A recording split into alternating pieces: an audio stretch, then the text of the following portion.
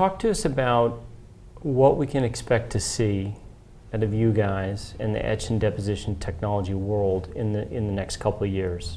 And how is that going to enable smaller, tighter line widths, all that kind of stuff? Sure. So what's unique about Plasma-Therm when you talk to us versus any other etch and PECVD equipment suppliers is that we don't supply, our main focus is not the silicon world, where the name of the game is tighter geometries. Our focus market is what we call the specialty markets, which is all the markets surrounding the silicon chip. We do gallium arsenide, indium phosphide, we do MEMS, we do LED, gallium nitride. So we do all of these other technologies that are not always driven by the geometry as much as they're driven by chemistries, by the alloys that are being used, by other things, not necessarily just the line width. Right. Go back 18 to 24 months. Put yourself back there.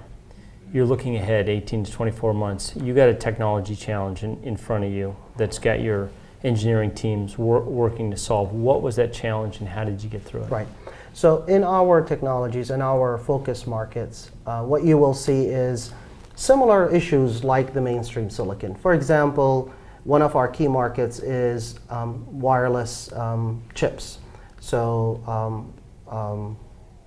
HBTs and HEMTs devices.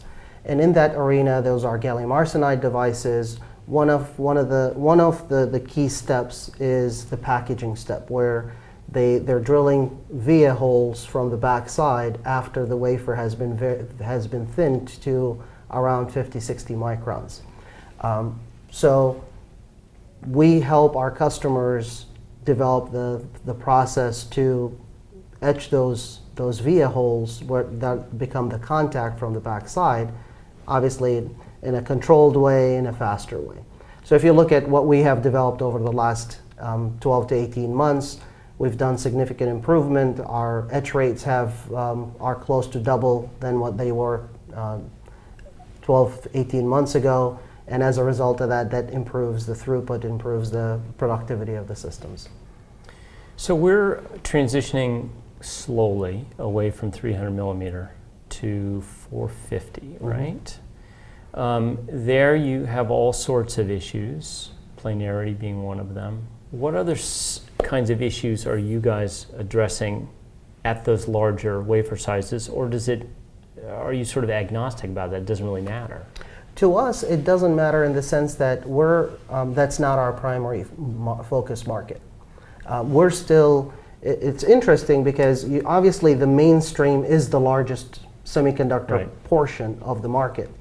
But if you look at all of the other markets around it, there are markets that are still doing processing on 2-inch wafers. Majority of the LEDs that are being produced today are still being done on 2-inch wafers, 2-inch sapphire wafers. So that's the world we live in. So even though we carry similar challenges in terms of geometries and so forth, but we're doing them at a different scale. We're not directly involved in the 300 millimeter and the 450 millimeter markets. So can you talk about LEDs a little bit? I know a little bit about the technology. I know that binning in LEDs is a huge issue for certain applications. Do you guys have a role to play in helping improve that binning issue over time? Absolutely. So with the LEDs, in terms of the binning issue, what you will find is majority of the performance of the LED is determined by the deposition of the stack. And that's an MOCVD process. We don't directly play in that. But what you will find out is you can further enhance the performance of the LED. For example, uniformity of the etch all the way out to the very, very last bit of the edge of the wafer, because LED devices are so small in size that you want to minimize the edge exclusion so that you can generate as many LEDs as possible out of one wafer. So as a normal challenge, the two things that you will see is an increase in the substrate size. So when I said today most of the LEDs are being produced on 2-inch, very rapidly the industry has already moved. Some people have made the jump directly from 2-inch to 6-inch, Some have gone from 2 to 4 to 6. But clearly there is a shift in wafer size. Companies are already going for larger substrates, and they're almost on the same path as the silicon world was, in the sense that with the larger substrate sizes, then you go into single wafer handling, you get into repeatability, better repeatability, low defect rate, and so forth. You guys do a lot of R&D, presumably, internally, and you leverage R&D from industry sources, from colleges.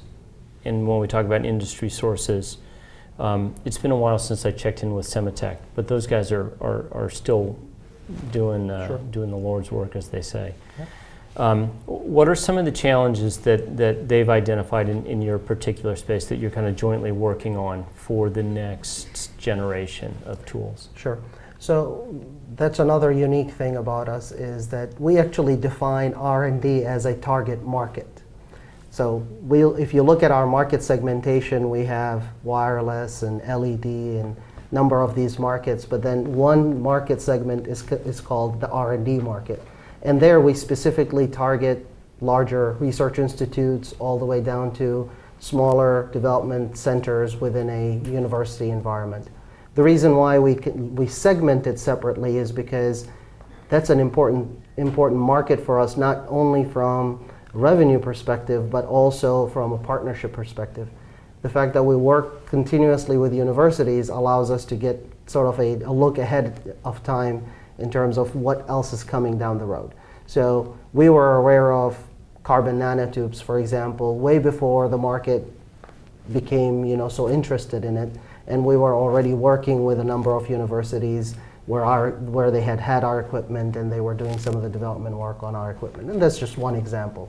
Some of the things that we're working on today, you were referring to earlier about power electronics in electrical vehicles. That's definitely a market that we see a significant increase in. We see definitely a lot of interest from the market. And that is a different device. It has, the device structure is different, the device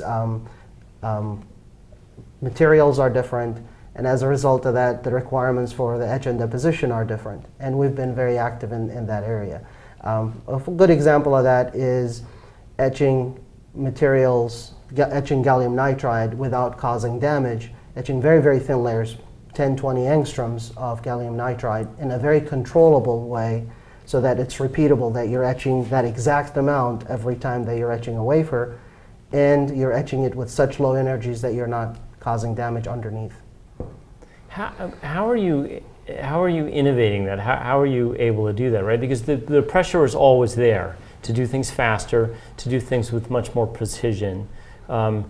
Presumably you can wring some productivity out of software, but there are mechanical, chemical issues you have to deal with too. Right, so if you look at our workforce, again, referencing some of the earlier conversation we were having, we don't have only material science people. We have material science and electrical engineering and mechanical engineering and software, and very often all of those disciplines have to come together and work as a team in order to develop that next step or that next technology.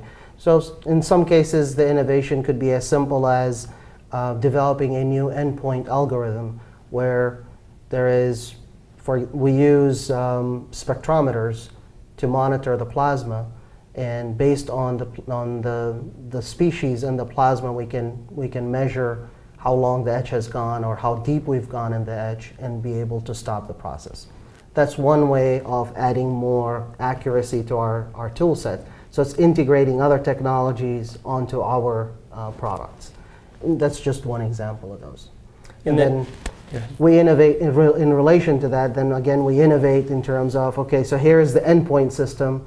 Now let's go find out all these mathematical algorithms that will simulate that endpoint and detect it repeatedly every time.